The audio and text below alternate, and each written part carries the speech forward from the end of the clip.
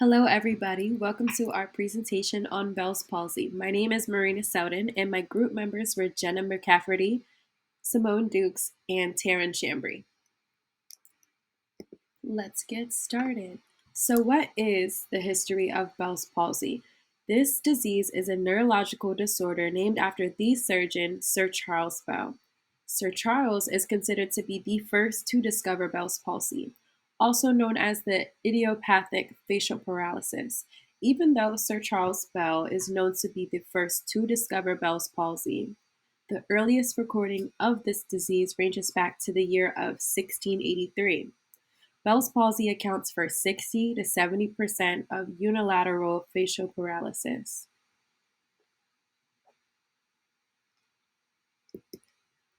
The pathophysiology of Bell's palsy is idiopathic, meaning that the spontaneous inflammation of the facial nerve plus the activation of unilateral facial paralysis is unknown.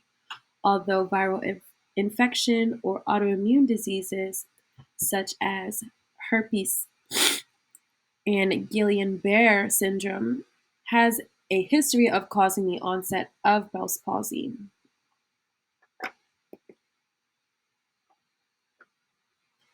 Moving forward, for client education, the nurse would want to educate the patient on morning, night, and daily care. For morning care, the nurse should educate the patient about the importance of using wraparound sunglasses or goggles to decrease the evaporation from the eye. Nighttime care includes teaching the patient how to close their eye manually. First, the nurse should encourage the patient to wash their hands for at least 20 seconds. Then, gently use the pads of their middle and pointer finger, slowly bringing down the eyelid to meet the lower lid. Other client education pertains to verbal and physical demonstration of facial exercises such as wrinkling the forehead, puffing the cheeks, and whistling. The nurse should also educate the patient on how they should expect their recovery process to be. Usually, recovery is 3 to 5 weeks after onset of the signs and symptoms. To promote smooth healing, advise the client to avoid extreme temperatures and drafts.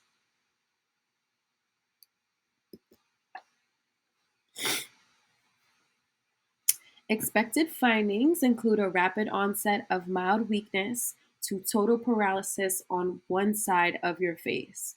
This can occur within hours to days. Next, we have drooling. Then we have difficulty making facial expressions, also facial drooping. Then we have pain, specifically inside or behind the ear on the affected side, and also in the jaw.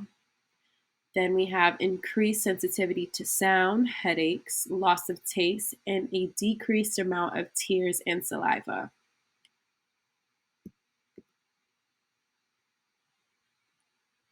Although a mild case of Bell's palsy can go away within a few weeks, there are some cases that have more severe complications. There's a case that when the patient smiled, it could cause the eye to close on the affected side permanently. Another case was excessive dryness in the eye, causing the scratching of the cornea, which potentially led to partial or complete blindness. There was another case of possible irreversible damage to the facial nerve, regrowth of nerve fibers that may become irregular, which can lead to involuntary muscle contractions, partial or complete blindness again to the eye on the affected side of the face.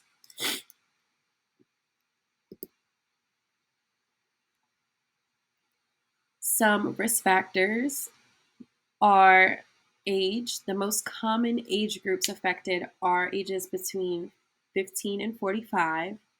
Another risk factor is preeclampsia. Then we have pregnancy, obesity, hypertension, diabetes, and upper respiratory ailments.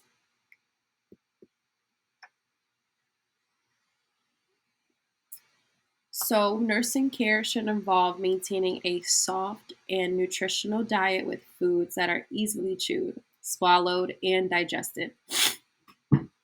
Frequent mouth care helps to prevent buildup between cheeks and the gums. Also, to improve sleep quality, the nurse should apply eye ointment to ensure the patient's eyelids remain closed during their sleep.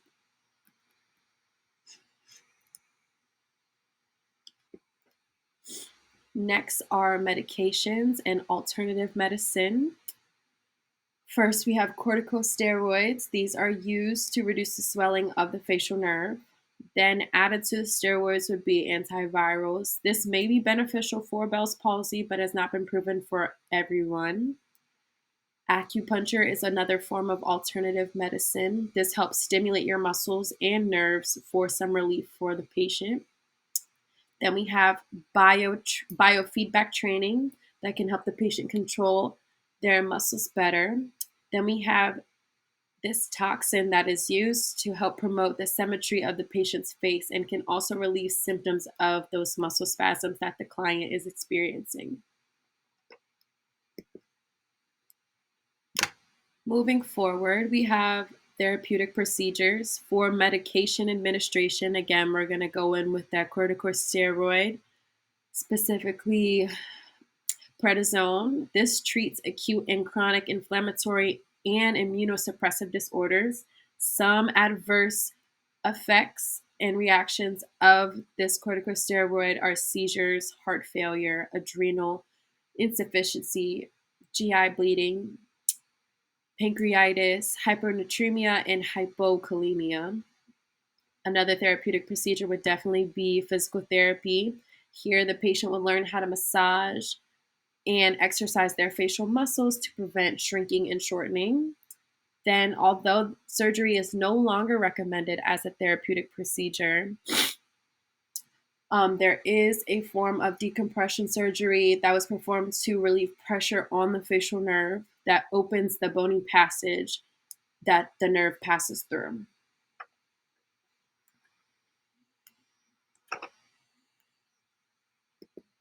Next, we have health promotion. So the nurse would want to teach the client to perform facial muscle exercises, wearing an eye patch at night to prevent any scratches, lubrication of the eye, eating on the unaffected side of the mouth, seeing an eye doctor as scheduled, and also seeing a dentist regularly. Then for diagnostic procedures, there's no specific laboratory test to diagnose this disease, but the healthcare provider will most likely assess the client's face and the movement of their facial muscles by having them close their eyes, lifting their eyebrows, smiling, and frowning.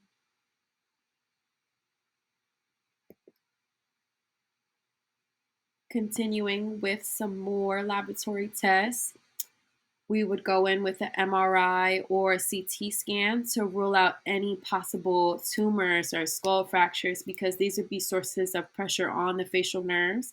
We could also get a EMG and confirm nerve damage and the severity of that nerve damage. No blood test could be used to rule out any problems, but they can rule out any infections.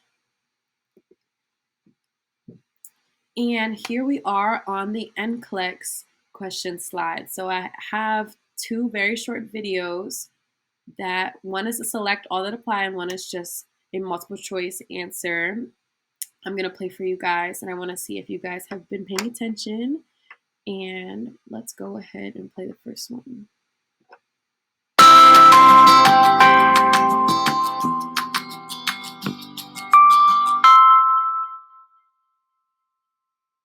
Question number 1. Which of the following nursing interventions are appropriate for a client diagnosed with Bell's palsy?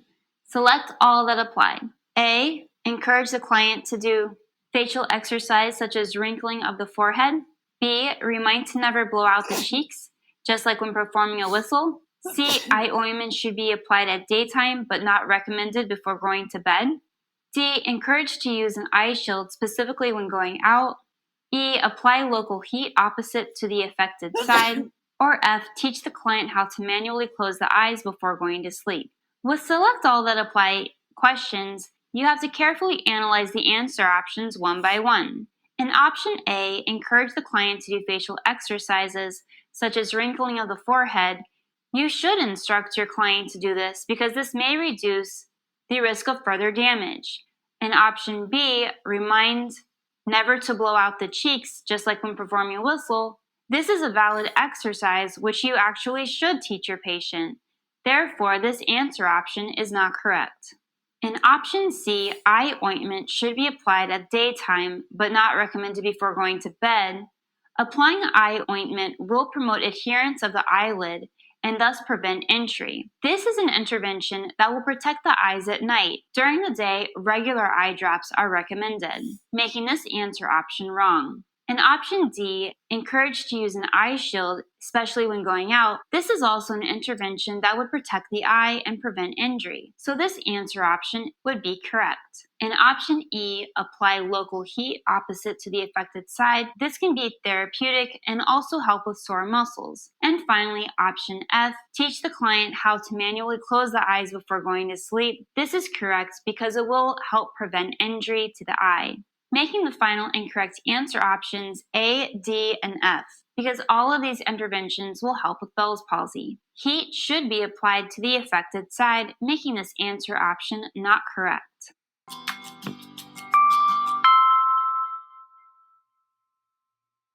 Question number 3. A client admitted is suspected of having Bell's palsy. Which of the following signs and symptoms would the nurse expect to note in the client? A tingling sensation of the eyelids. B, burning pain in the nose with intermittent facial paralysis. C, speech or chewing difficulties accompanied by facial droop. Or D, a stabbing facial pain with intermittent tingling sensation in the eyes. Looking at these answer options, option A, tingling sensation of the eyelids. A tingling sensation is not a characteristic sign or symptom in patients with Bell's palsy. In option B, a burning pain in the nose with intermittent facial paralysis. This is also not a sign of Bell's palsy. In option C, speech or chewing difficulties accompanied by facial droop. Bell's palsy is a one-sided, in most cases, facial paralysis from compression of the cranial nerve 7. There is a facial droop from paralysis of the facial muscles, increased lacrimation, speech and chewing difficulties, and painful sensations of the eyes, in the face, or behind the ear, making this answer option correct. In option D, stabbing facial pain with intermittent tingling sensations in the eyes, Bell's palsy is usually not associated with pain, especially not in the eyes. So again, the correct and final answer option here would be C. All right, so the correct answer was C.